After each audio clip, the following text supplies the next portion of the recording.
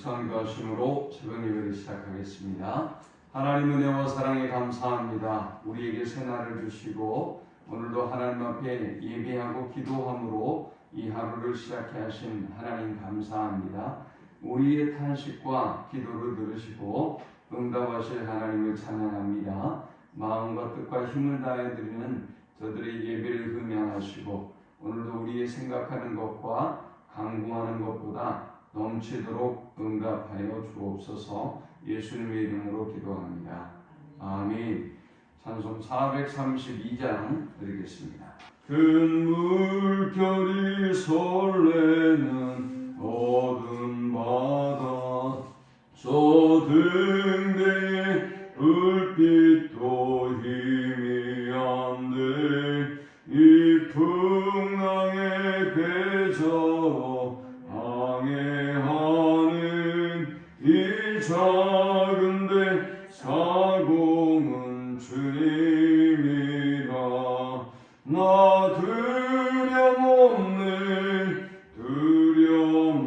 두려움없도다 주 예수님 늘 깨어 계시도다 이 흉흉한 바다를 다 지나면 저 소망의 나라에 이르리라 큰 풍랑이 배를 위협하며 저 깊은 물이 벌려 달려드나 이 바다에 노저 항해하는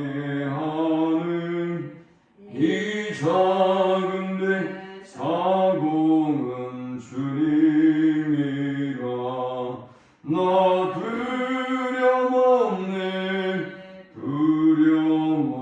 두려움없도다 주 예수님 늘 깨어 계시도다 이 흉흉한 바다를 다 지나면 저 소망의 나라에 이르리라 큰 소리로 물결을 명하시면 이 바다는 고요히 잠자리라 저 동력이 환하게 밝아올 때 나 주와 함께 이 바다 건너가리 나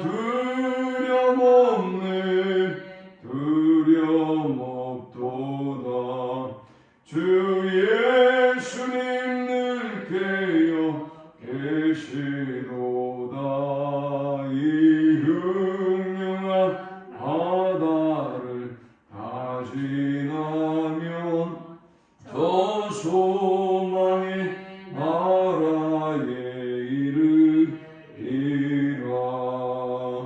아멘.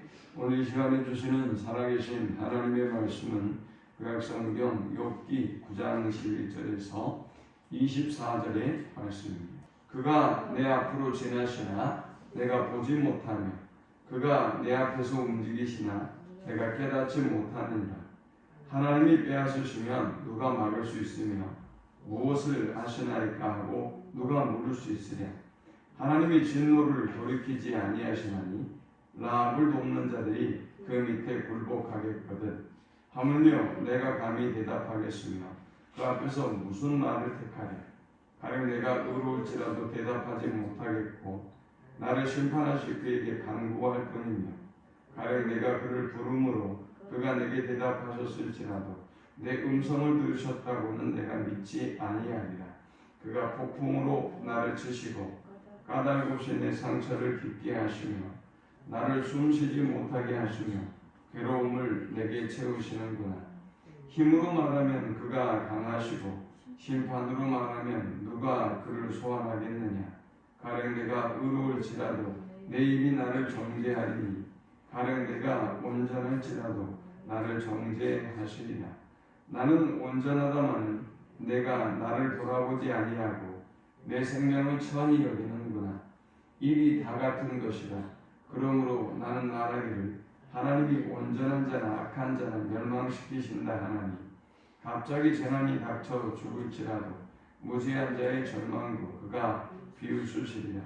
세상이 악인의 손에 넘어갔고 재판관의 얼굴도 가려졌나니 그렇게 되게 한 이가 그가 아니시면 누구랴. 아멘. 세상을 살아가면서 우리는 욥처럼 이렇게 외적인 환경도 물론 상실해 버릴 수 있지만 그보다 더 큰 고통과 아픔은 오히려 내면적이고 영적인 고통이죠. 욥의 이 고통은 4장부터 계속되고 있습니다. 그러니까 얼마든지 우리가 어떤 외적인 물질이든 환경을 잃어버리면 다시 용기를 내고 힘을 내고 믿음으로 일어설 수 있는데 문제는 그것으로 인해서 오는 주변의 눈총과 또 정죄와 심판이 훨씬 더 우리를 고통스럽게 만들고 더 아프게 만드는 것이죠. 그래서 우리가 지금까지 욥기서를 보면서 어떤 외적인 환경에 집중하고 있다고 한다면 이번에 제가 욥기를 강의하면서는 욥의 내면에서 일어나는 이 치열한 갈등과 고민과 아픔에 대해서 그 원통함에 대해서 조명해 보고 있어요. 훨씬 더 그것이 더 그를 힘들고 고통스럽게 한다는 말이죠.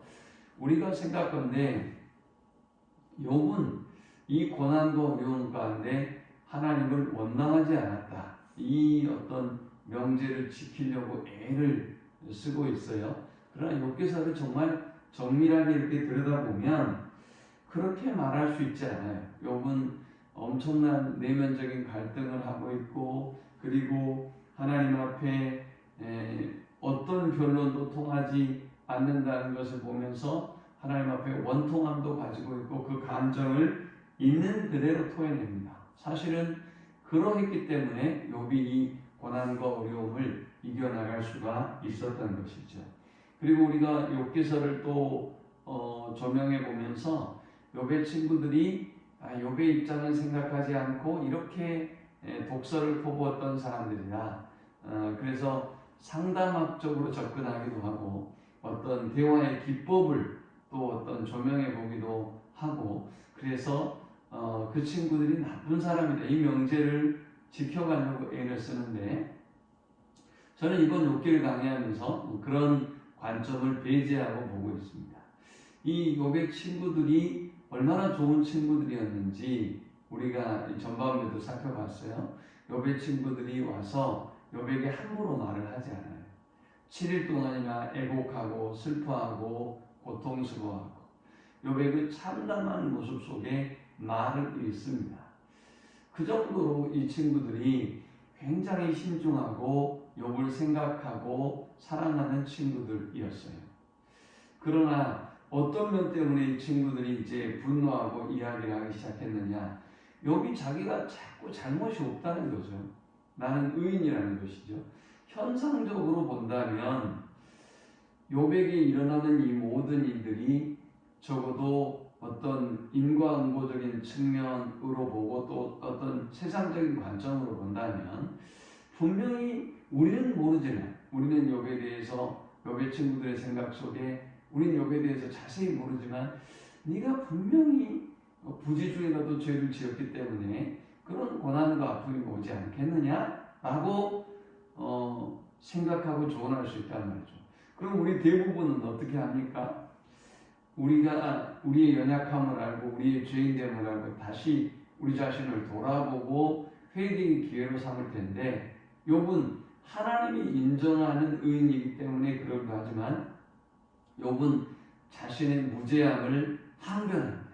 그러니 그것을 듣고 있었던 친구들이 이건 기가 막힌 거죠. 그래서 9장에 보니까 그 빌닷이 욥에게 이야기하죠. 야, 너가 두 가지를 얘기합니다. 너는 어느 때까지 자꾸 너의 죄인됨을 인정하지 않고 변명하겠느냐? 라고 욥을 꾸짖고요. 그 다음 두 번째는 네가 정의로우면 하나님이 정의롭지 않다는 것이냐? 신정론의 문제를 다룹니다. 그러니까 너도 정의롭고 하나님도 정의롭고 라는 관점에서 보아야 답이지만, 그런데 욥의 모습을 보면서 욥이 자꾸 자기를 정의롭고 의롭다고 얘기하니까 빌닷이 그러면 너의 주장대로 하면 하나님이 잘못됐네, 무죄한 너를 치시고 너에게 고통과 아픔을 주시는 하나님이 문제네 라고 이야기하면서 욥을 꾸짖어요. 그리고 나서 욥에게 지금이라도 네가 너의 죄를 회개하고 하나님께 돌아온다면 너는 지금은 미약하지만 심히 창대한 사람이 될 거야 라고 욥에게 8장에서 이야기합니다. 이 빌닷이라고 하는 사람은 욥을 어떤 사람으로 여겼느냐, 8장 13절에 보니까 하나님을 잊어버린 자, 또 저속한 자. 이 저속한 자라는 말은 하나님을 떠난 자라는 의미입니다. 자, 이런 조언을 들었던 욥은 자신의 억울함을 9장에서 토해내기 시작합니다. 고난이 오고 어려움이 올 때 우리가 흔들리지 말아야 될 것이 있습니다. 그것이 무엇인가 하면 신관이에요. 신관이 무엇입니까? 하나님은 어떤 분인가? 하나님을 내가 어떤 분으로 고백하고 있는가에 따라서 시험이 들 수도 있고 고난과 환난을 능히 이길 수도 있는 것이지요. 그런데 욥은 지난 1절부터 10절까지의 말씀을 통해서 하나님을 자신이 어떻게 고백하고 있는지에 대해서 빌닷에게 이야기합니다. 나 하나님이 잘못됐다고 생각지 않아.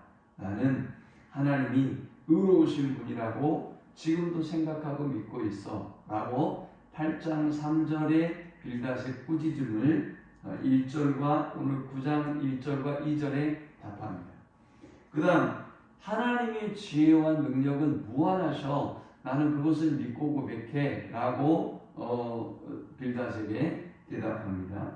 그 다음 세 번째는 하나님은 10절에 보니까 측량할 수 없는 큰 일을, 셀 수 없는 기이한 일을 행하시는 분이야. 나는 그 하나님의 측량할 수 없는 존재와 능력을 믿어 라고 고백합니다. 그리고 나서 이제 오늘 이 본문에는 하나님에 대한 믿음의 고백, 그 다음에 자기 자신에 대한 믿음의 고백, 그리고 이 고난과 어려움을 그가 어떻게 맞이하고 극복해가고 있는지를 보여줍니다. 오늘 이 말씀은요, 우리의 삶 속에서 일어나는 수많은 어떤 도전들, 시험들 속에서 우리가 어떻게 이 모든 도전과 시련들을 이겨나갈 수 있는지를 세 가지로 교훈합니다. 첫 번째는 하나님은 절대적인 권능의 하나님이시다라는 것입니다. 욥은 이 하나님을 고백하면서 12절에 하나님이 빼앗으시면 누가 막을 수 있으며 무엇을 하시나이까 하고 누가 물을 수 있으랴. 하나님이 하시면 누가 막을 수가 있겠냐 말이죠. 하나님의 전능하신 것, 권능을 고백합니다. 13절에는 하나님이 진노를 돌이키지 아니하시나니 라합을 돕는 자들이 그 밑에 굴복하겠거든 했습니다. 라합은 사탄을 상징하고요. 여기 라합을 돕는 자들은 사탄의 동조에서 하나님의 뜻을 거스리는 자들을 의미합니다. 하나님이 진노를 자기에게 주셨다면 이 진노를 돌이키실 분도 하나님이신데 하나님이 돌이키시지 아니하시면 막을 방법이 없다는 것입니다. 그리고 또 23절에도 보니까 갑자기 재난이 닥쳐 죽을지라도 무죄한 자의 전망도 그가 비웃으시리라. 세상이 악인의 손에 넘어갔고 재판관의 얼굴도 가려졌나니 그렇게 되게 한 이가 그가 아니시면 누구냐 그랬어요. 자, 재판관이 눈이 가리워지고 세상의 사람들이 눈이 가리워져서 하나님이 이 모든 상황을 바꾸어 놓지 않으면 자기는 세상의 모든 사람들로부터 이렇게 공격과 정죄와 오해와 판단을 받을 수밖에 없는 상태가 바로 지금의 자기의 상태다라고 고백하고 있는 것입니다. 그런데 그의 그 분명한 신관, 이 모든 문제, 이 모든 상황들이 하나님이 바꾸시면 가능하다는 그의 신관이 바로 흔들리지 아니하는 믿음으로 이 고난과 어려움을 이겨나갈 수가 있었던 것입니다. 그러므로 우리는 세상의 모든 것이 흔들리고 모든 것이 우리를 미혹하고 시험에 들게 한다 할지라도 결코 하나님에 대한 절대적인 하나님의 권능, 하나님의 능력에 대한 이 믿음만은 결코 흔들리지 않아야 하겠습니다. 이제 코로나가 우리 시대에 이렇게 큰 고통과 아픔을 안겨주면서 많은 사람이 두려움에 떨고 믿음이 흔들리고 있는데 우리가 하나님 앞에 예배하고 기도하고 이 자리를 지킬 수 있는 이유는 절대적인 하나님, 전능자 하나님에 대한 믿음이 있기 때문에 가능한 것이죠. 그 하나님을 믿지 않으면 우리가 예배할 필요도 없고 기도할 필요도 없고 하나님을 의지할 필요도 없는 것입니다. 두 번째 우리가 이 본문을 통해서 얻을 수 있는 영적 교훈은 인간은 하나님의 힘과 능력 앞에 무지하고 무력한 존재이다 라는 것입니다. 욥은 11절에 그가 내 앞으로 지나시나 내가 보지 못하며 그가 내 앞에서 움직이시나 내가 깨닫지 못하느니라. 하나님이 자신 앞에 움직여도 깨닫고 볼 수 없는 존재가 나다, 인간이다. 그 다음 14절에 보니까 하물며 내가 감히 대답하겠으며 그 앞에서 무슨 말을 택하여 가령 내가 의로울지라도 대답하지 못하겠고 나를 심판하실 때에게 간구할 뿐이며 가령 내가 그를 부름으로 그가 내게 대답하셨을지라도 내 음성을 들으셨다고는 내가 믿지 아니하리라. 이 말씀이 무슨 말씀이냐? 하나님 앞에 인간은 너무나 무지하고 무력한 존재다라는 것입니다. 또 20절도 보면 가령 내가 의로울지라도 내 입이 나를 정죄하니 가령 내가 온전할지라도 나를 정죄하시리라. 이 말씀은 자신이 아무리 의로워도 하나님이 정죄하시면 자신은 정죄를 당할 수밖에 없는 존재다라는 것입니다. 그러니까 하나님 앞에 전능하신 하나님 앞에 자신은 무지하고 무능하고 아무것도 할 수 없는 존재라는 사실을 고백하고 있는 것입니다. 자, 우리가 고난 앞에서 하나님이 어떻게 나한테 그럴 수 있어? 라고 우리가 그냥 이렇게 내뱉을 수도 있고 항변할 수는 있지만 그러나 그 의식이 우리에게 그 교만이 강해지면 그 성도는 무너지게 돼 있어요. 시험에 들게 돼 있어요. 혹은 그 앞에 어떤 자신의 하나님 앞에 자신의 교만과 자신의 능력과 자신의 지혜를 의지해서 따지고 들고 이유를 묻고 막 뭔가 어떤 내 힘으로 해결해 봐야 되겠다는 하나님과 승부를 봐야 되겠다고 하는 사람은 반드시 무너지게 되어 있는 거죠. 왜 그럴까요? 주제를 파악을 못하기 때문에 자기 자신의 존재와 한계와 능력을 모르기 때문에 반드시 넘어지게 되어 있는 것입니다. 그런데 욥은 하나님이 내 앞에 지나가도 내가 보지 못하는 존재입니다. 하나님이 내 앞에서 움직이셔도 내가 깨닫지 못하는 존재입니다. 자신의 무지와 무능을 인정하고 하나님 앞에 나아가는 존재였기 때문에 욥이 고난과 어려움을 이길 수 있었던 것입니다. 마지막 세 번째 우리가 이 본문을 통해 얻을 수 있는 영적 교훈은 인간은 자신의 원통함과 고통을 가지고 하나님께 나아가서 호소해야 하는 존재다라는 것입니다. 욥이 그것을 잘 보여줍니다. 욥이 어느 정도 원통했느냐? 17절에 그가 폭풍으로 나를 치시고 까닭없이 내 상처를 깊게 하시며 나를 숨쉬지 못하게 하시며 괴로움을 내게 채우시는구나. 힘으로 말하면 그가 강하시고 심판으로 말하면 누가 그를 소환하겠느냐. 하나님 앞에서 자신이 얼마나 억울하고 고통스러운지 이렇게 그는 자신의 원통함을 토해내고 있습니다. 그리고 24절에도 세상이 악인의 손에 넘어갔고 재판관의 얼굴도 가려졌나니 그렇게 되게 하니가 그가 아니시면 누구냐 했어요. 아니 세상의 모든 사람이 자기를 정죄하고 심판하고 판단해요. 그러니 이 세상 속에서 어떻게 살아갈 수가 있겠습니까? 아무리 자신이 의롭고 하나님 앞에 온전하게 살려고 몸부림쳤어도 하나님이 계속 자기를 치고 계시고, 세상 사람들은 봐라, 너는 교만한 사람이야, 너 어떻게 하나님 앞에 변명하고 너 그렇게 할 수가 있어? 너에게 일어나는 일들을 보라 라고 막 손가락질하고 정죄하는데, 누가 흔들리지 않은 사람이 어디 있겠어요? 하나님 앞에 원통하지 않은 사람이 어디 있겠습니까? 욥은 정말 원통했을 것입니다. 그런데 욥이 이 모든 원통함과 고통을 이기는 그 원리를 본문에서 보여줍니다. 15절에 가령 내가 의로울지라도 대답하지 못하겠고 나를 심판하실 그에게 간구할 뿐이며 했습니다. 간구할 뿐이며.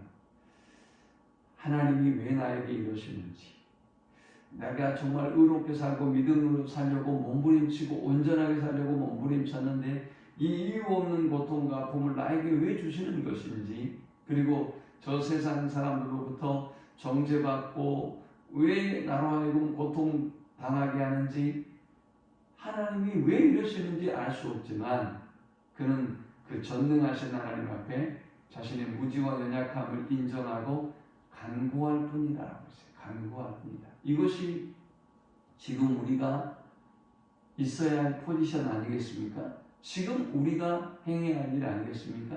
이유 없는 고통과 아픔 가운데서도 그럼에도 불구하고 하나님, 죽어도 살아도 하나님이 살리시고, 죽어도 살아도 이 문제와 이 모든 고민과 어려움 가운데서 하나님이 나를 건지시고 구원해 주십시오. 세상이 아무리 나를 손가락질하고 욕하고 세상의 모든 여론과 모든 민심이 다 그렇게 결정했다 할지라도 하나님이 저를 아시고 제 아픔과 고통을 아시니 하나님이 건져주십시오 라고 기도하는, 그래서 그에게 간구할 뿐이며, 우리가 어떤 고통과 아픔도 하나님께 간구할 뿐이며 라는 고백으로 나아가는 우리 모두가 될 수 있기를 축원합니다. 하나님 감사합니다. 그런 말씀을 통해서 은혜 받고 깨닫게 하심을 참으로 감사합니다. 우리의 모든 고통, 우리의 모든 아픔, 우리의 모든 상처와 아픔들을 하나님께 가지고 나아가서 하나님의 치유와 회복을 기다리는, 하나님의 구원을 경험하는 우리가 되도록 인도해 주옵소서. 예수님의 이름으로 기도합니다. 아멘.